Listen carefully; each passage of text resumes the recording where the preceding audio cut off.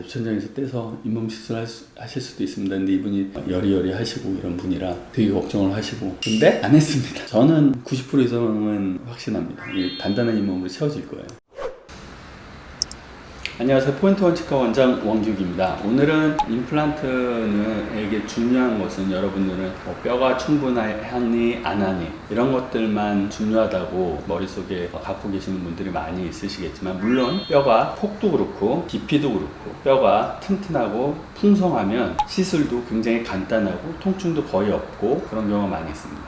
그만큼 뼈가 중요해서 뼈가 없을 경우는 뼈 이식을 하고 그러면서 이제 통증이 증가하고 치유 시간도 길어지고 그러한 경우들이 있습니다. 하지만 뼈 못지않게 잇몸도 굉장히 중요합니다. 잇몸 중에는 두 가지 잇몸이 있는데요. 이 치아 바로 주변에 있는 이러한 잇몸들은 핑크빛입니다. 물론 백인도 있고 흑인도 있듯이 멜라닌 색소가 더 풍부해서 잇몸이 좀 검으신 분들도 있고 더 옅으신 분들도 있지만 그냥 보편적으로 핑크다라고 얘기를 하고, 이렇게 들어보면 치아 주변으로는 핑크빛으로 단단한, 움직이지 않는, 이렇게 손으로 문질러도 우리 살은 이렇게 하면 왔다 갔다 하잖아요. 근데 얘네들은 잡을 수도 없고 꼬집을 수도 없고 밀리지 않는 단단한 부착치은이라는 잇몸이 존재하고요. 이것을 넘어서 입술 좀 더 위쪽, 아래는 좀 더 아래쪽으로 보면 이렇게 낭창낭창 움직이는, 사실상에는 정신으로 좀 약간 추해 보일 수도 있지만 이렇게 움직이는 점막이라는 조직이 있습니다. 근데 실패율이 높으신 분들의 연세들을 보면 60대 이상의 분들이 많고요. 그리고 이를 뽑은 지 오래되신 분, 부분 틀니를 사용하신 지 오래되신 분, 그런 분들을 보면 치아가 발치되면 그 중요한, 방금 말씀드리는 치조골,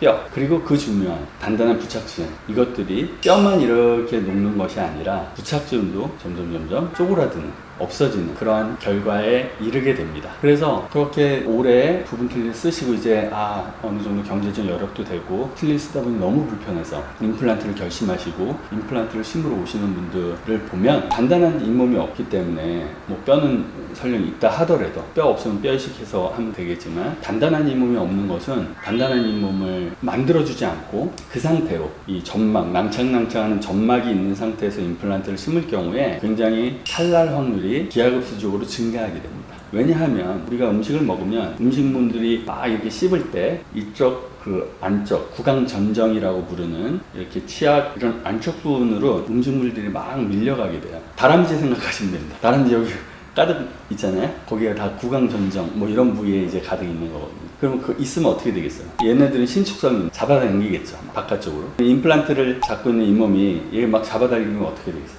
벌렁벌렁거리겠죠. 그래서 치태도 잘 끼고 미생물이 취약한 구조가 되고 임플란트 주위염, 뼈가 녹는 그러한 질환에 이완될 확률이 굉장히 올라갑니다. 그래서 그런 분들 탈이 나서 오셔서 잇몸이 부어서 오시는데 따로 해드릴 방법은 없죠. 만약에 뼈가 안 녹았다 그러면은 유리치은 이식술이라고 위쪽에 있는 단단한 입천장에 있는 잇몸을 떼어다가 이식하는 잇몸 이식을 고려해 볼 수 있지만, 이미 뼈가 많이 파괴되고 이런 경우는 돌이킬 수 없는 그런 상황으로 쓰실 때까지 쓰시다가 발치하시고, 그렇게 되시면 또 안 그래도 없는 상태에서 더 녹으면 임플란트가 굉장히 쉽지 않게 되는 그런 상황에 봉착하게 됩니다. 그래서 오늘 소개시켜드릴 환자분은 역시 60대 중후반이셨던 것 같은데, 이분도 틀니를 오래 환자의 케이스를 보면서 차트를 봐야 정확히 기억할 것 같습니다. 보면서 얘기를 나누도록 하겠습니다.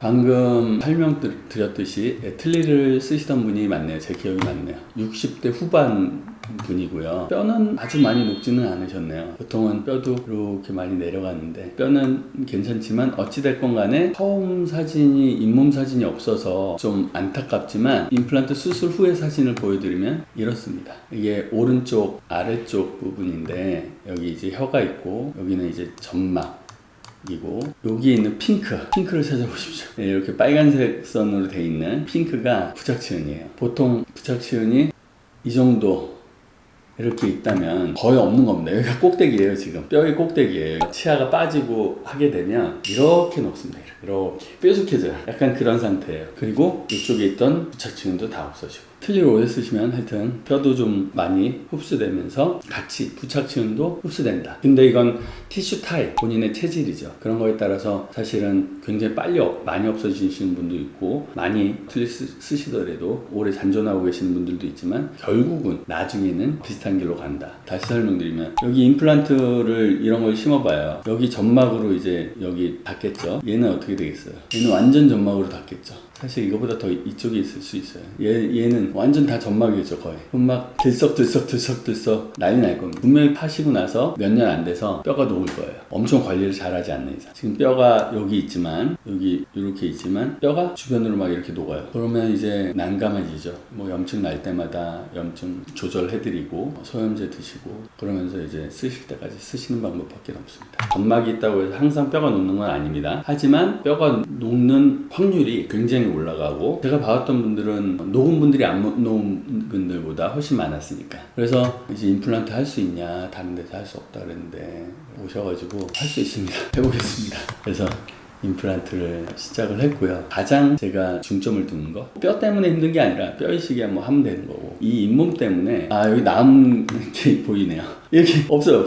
이게 수술 이제 나중에 치유되고 나서 2차 수술 할 때 부착치은의 양이 거의 없다고 봐도 됩니다. 그래서 이거 입천장에서 떼서 잇몸 시술 하실 수도 있습니다. 근데 이분이 여리여리 하시고 이런 분이라 되게 걱정을 하시고, 근데 안 했습니다. 그래서 이제 그걸 보여드리려고. 물론 이런 부착지은의 중요성도 있지만 반대도 마찬가지예요. 반대도 상황이 똑같습니다. 어느덧 이제 2차 수술을 할 시간이 도래돼서 보시면 아까 이제 점점으로 아주 얇게 남아있던 거를 아주 정교하게 반으로 갈랐습니다. 이런 경우 또 보통 보면은 깊이는 깊어요. 그래서 잘라보면 부착치은의 깊이 양이 꽤 되는 거죠. 그래서 여기 이렇게 갈라서 얘를 이렇게 벌린 채로 고정을 시키고, 그러면 얘랑 서로 막 세포 분열을 해서 똑같은 부착치은들을 막 가운데다 만들기 시작합니다. 그걸 노리고서 이렇게 우선은 해보겠습니다. 안 되면 이식해야 됩니다. 여기서도 그렇게 말씀을 드리고 했어요.